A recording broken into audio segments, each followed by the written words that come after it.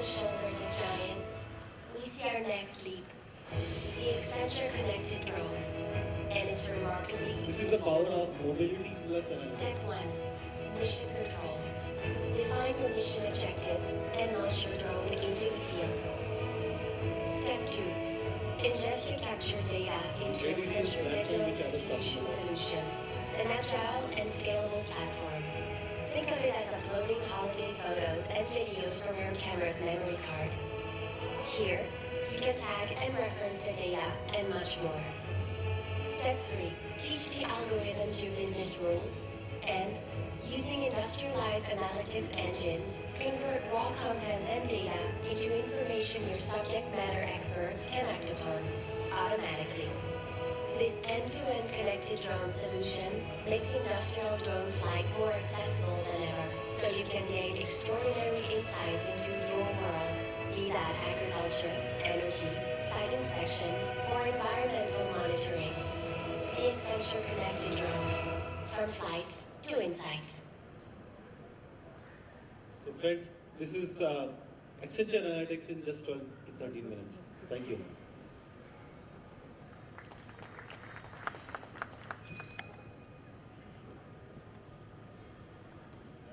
Thank you, Mr. Nigam. Let me call upon stage Mr. Vignesh Sridharan, who is the Chief Product Officer, Extract Software Solutions. Form of very generic tracking solutions which we find in the market, but as we interacted more and more with manufacturing industries, we started mapping various types of manufacturing operations and processes into our algorithms, and today we can confidently say that our solution is actually location analytics and not really GPS tracking. So I'll be taking you through some of the things which we do. Before that, some of AccessTrack's key USPs are that we are a data-driven solution, and we accomplish that by following a consulting approach with our customers, which basically means that we interact with each and every function within an organization to understand what their key challenges are and how location data can be used to help solve those issues. We like to claim that our price to performance ratio is very, very good, but I guess that is something the market has to ratify rather than us claiming. We also have a pan-India coverage which allows us to cater to large organizations. Now I'll jump into location analytics per se. I think Sharad did a wonderful job of explaining how can analytics help various organizations, but I still think that I'll touch upon a couple of points over there. At the core of it is that analytics is going to help any organization make objective and data-driven decisions. As Sharad keenly pointed out, data is inexpensive, but decisions are not. So it always helps that your decisions are backed up by data, numbers, and insights. And of course, the core need for any activity within an organization is either to reduce costs or improve margins. So analytics can essentially help a manufacturing organization either optimize its raw materials and finished goods inventory, or it can help optimize its logistics and transportation ops. It can also help in identifying various errors, bottlenecks, defaults that happen over the supply chain and the value chain. What all these things help you achieve in a way is to measure the satisfaction of your customer and take concrete steps towards improving that particular metric. Of course, asset utilization is also a key challenge for many organizations, and location analytics can definitely help with that too. So, look, is this slide visible? Anyway, I'll try to take you through it. So, location analytics can be applied to any vertical within a supply chain, be it the raw materials and inbound logistics, or the manufacturing, the production planning, or the primary and secondary logistics. So if we take the case of inbound logistics, location data, which primarily means the map data and the latitude and longitude data of your incoming shipments when they attract, they help an organization to plan its production in a much more organized manner. It helps companies to also adhere to JIT principles. If we talk about the manufacturing space per se, there are lots of assets which are always in use on the shop floor, be it a forklift or any other asset too. So this helps in tracking the movement of these assets within the shop floor, and you can maybe derive insights. Like for example, is there a problem within the organization that the forklifts are not kept in the safe spots nearer to lunchtime? So the lunch bell rings and the workers just leave the forklift and go. Is there a linkage between the two? Those are the types of insights that can perhaps be derived out of this. If we talk about the logistics arm of analytics, that is where location analytics has the most value to add. So if we talk about primary logistics, it helps with the efficient distribution of inventory, provides visibility across the value chain, whether it's the consignor, the transporter, the forwarder, or the consignee. All of them get a clear handle on when and where their shipments are going to arrive, and consequently plan according to it. The same kind of benefits hold true for secondary logistics too. So these are some of the things that location analytics can help us do. What I'm going to talk about in the next slide is what are the more simpler forms of analytics that are today being used in most organizations and we help our clients to follow. So number one is shipment planning. So we provide inbound logistics tracking solutions to quite a few of our customers. So one example would be in the automotive industry space. It's very important to be clearly aware of when my spare parts and my accessories are going to come in. It's only on the basis of that I can plan the next few weeks of my planning. If I take the example of a ready-mix concrete operation, there, without having an idea of when my raw material or my vehicle is going to reach my plant, I cannot even start the production process. So shipment planning, from the point of view of production planning, is a very prevalent use case of location analytics. The other use case is that quite a few industries have dedicated vehicles, be it cement industry or automotive industry, or even let's say a concrete industry. So these industries are able to have a clear handle of when their vehicles are returning back to their plant after completing the onward leg of their journey. And this data can be used to plan the vehicle requirement for the day. So every organization has a mix of dedicated and market fleet which they procure from the market. So a handle of when my vehicles are going to come in is going to give them a clear idea of what is the order that I need to place in my transporter. The other key benefit is that location analytics has a module where you can automatically track the status changes of your vehicles across various trip parameters. What I mean by that is that at the start of a trip, a vehicle is typically arriving at your plant's yard. Then it gets a call and goes to the loading dock. And then once the loading is finished, the invoice generation happens, following which the trip starts. Then it reaches your customer point, and then the unloading process happens. So the solution that is automated helps the stakeholders know as and when these changes are happening and consequently plan according to it. There is no need for somebody to constantly be on the phone to be aware of whether the vehicle has reached the yard, or whether it is on its way to the yard, or it has entered the loading dock. So these automated status changes essentially allow the stakeholders to be alerted at the relevant points of time, thus freeing up their time to work on more productive tasks. A particular use case that cement customers of ours use in location analytics is to identify the point up to which their freight responsibility exists. So one of the key challenges in the cement industry in particular is that deliveries, while they are booked for the dealer location, end up not going to the dealer location but 15, 20, 25 kilometers away further to the retailer location. So this in a way is a wastage of freight that cement industries are currently bearing. They are essentially supposed to pay only till the dealer, but they end up paying till the retailer point. So our solution helps them identify the actual delivery point of a vehicle irrespective of where the booking was made till.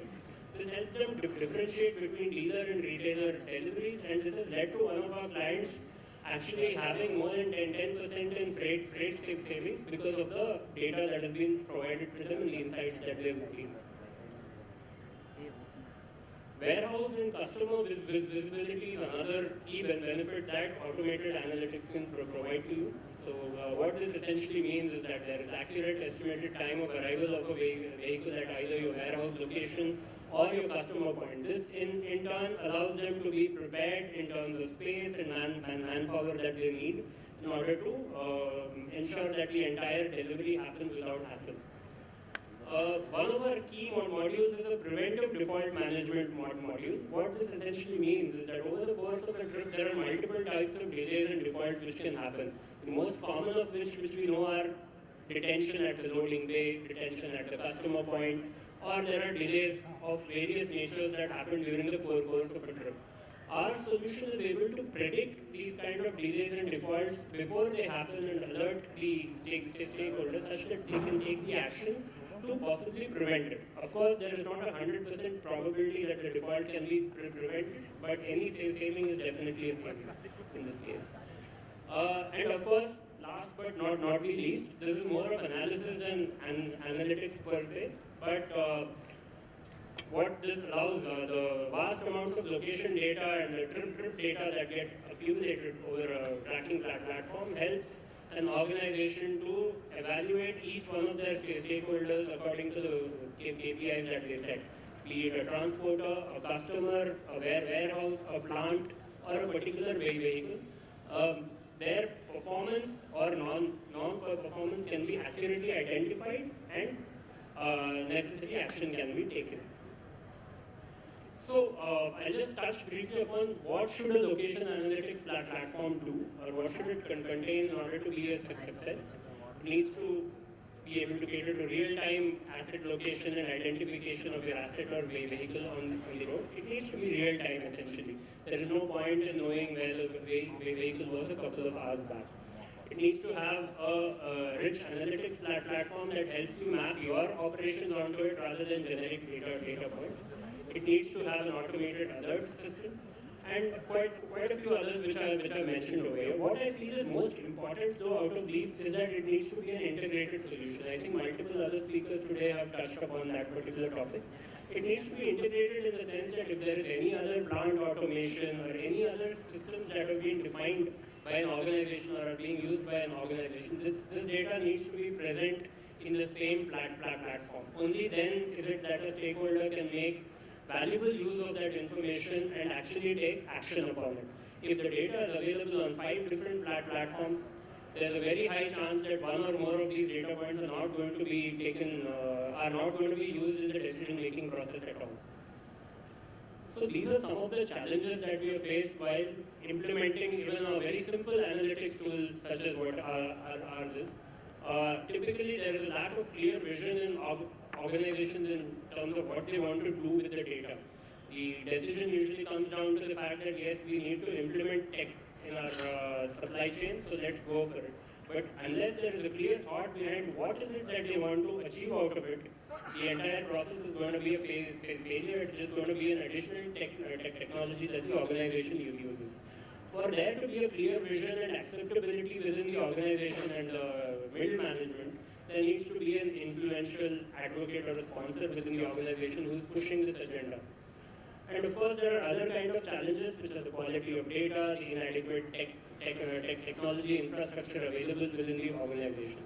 So what we typically recommend and what we have observed as highly successful benchmarks in organization is that there is a clear top-down vision in terms of what needs to be achieved out of a technology implementation in an organization. The solution needs to be integrated with the main and key ERP of the organization. And of course, the way the information is presented needs to be customized for each and every stakeholder. What is relevant to a stakeholder, only that needs to be visible to him. Only then are the chances of action being taken by that data very, very high. So at this juncture, I think I'll wrap up and open it up to Kiran. Thank you. Thank you, Mr. Vignesh. Before I open the dais for the questions, I'll ask a couple of questions to our panel members. So in today's era, most of the organizations claim that they use analytics. There is breadth and depth of the analytics application varies from organization to organization. Analytics requirement at the C-suite managerial level would be totally different from what it is required at the middle level management positions. So my question to the panel members is, how does company evaluate whether it is using analytics at optimum potential?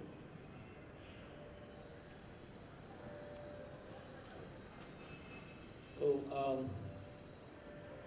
the way we have learned in Accenture, we have been recommending a concept of self-funded implemented digitization.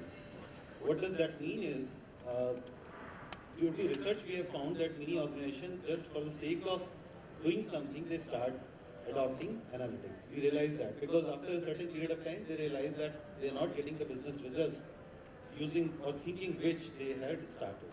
So what we recommend, like even Mukund was saying, list down all the business processes which where you feel that you need to increase the efficiency or quality, and then see the bottleneck where you exactly want to put that money on. And it has to be self-funded, as I said, self-funded, incremental. So self-funded means you need a great amount of change management to be done in the organization, not only at the employee level, but at the management level, because they will also need to gain confidence that we are spending money on the right thing. So you select one thing, gain benefits out of that, and use that to fund other initiatives to adopt other digital processes. So coming specific to your answer, to your question, I think the point is that you need to prioritize where you want to really spend your money, and then only you will realize the full potential of that. If that helps.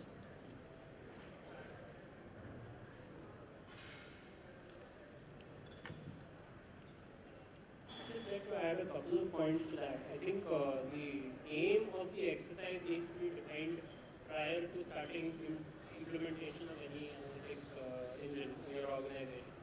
So if I was to take an example, let's say